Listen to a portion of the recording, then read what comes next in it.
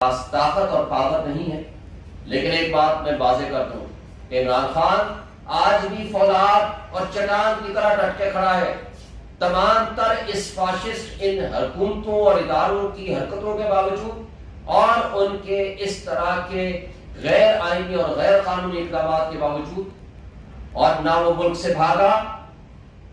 اس کے اوپر قاتلانہ حملے ہوئے، نہ وہ لندن گیا، نہ وہ دبئی گیا، اور نہ انشاءاللہ وہ آئندہ اس طرح حرکت کرے گا، نہ جائے گا۔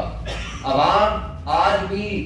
پی ٹی آئی کے ساتھ کھڑی ہے، عمران خان کے ساتھ کھڑی ہے،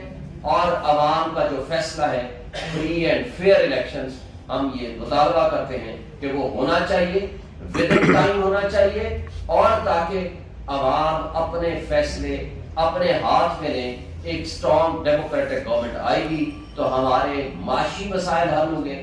اور نہ صرف معاشی بلکہ ہمارا ملک ترقی کرے گا۔ ورنہ جس انداز سے امپورٹڈ حکومت لائی گئی تھی، آج سائفر لیک ہونے کے بعد یہ بات ثابت ہو گئی کہ عمران خان نے ایبسولوٹلی ناٹ کا نعرہ لگا کر اقتدار سے ہٹ کر عزت کمائی، اور جن لوگوں نے پی ڈی ایم کی جماعتوں نے بیگرز آر ناٹ چوزرز کا نعرہ لگا کر اس ملک میں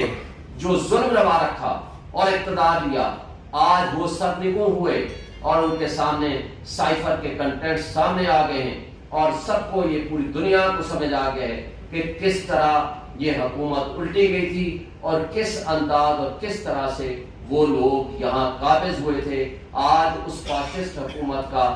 آخری دن تھا، یعنی ان کے پرائم منسٹر صاحب کا، باقی تو 2 دن پہلے چلے گئے تھے۔ میں سمجھتا ہوں کہ یہ آج کم سے کم ہمیں اس حد تک چھٹکارا حاصل ہوا ہے، اور ہم امید رکھتے ہیں کہ آگے فری اینڈ فیئر الیکشن کرائیں۔ اور ان کے دوغلا پالیسی آپ دیکھیں، سینسس کا بہانہ کرتے ہیں، 30 اپریل کو وہ ختم ہو گیا، اور انہوں نے اس وقت نوٹیفائی نہیں کیا، نہ سی سی آئی کی میٹنگ بلائی۔ کیا کیا؟ اپنے اقتدار کے اختتام کے چند دن پہلے سی سی آئی کی میٹنگ بلائی۔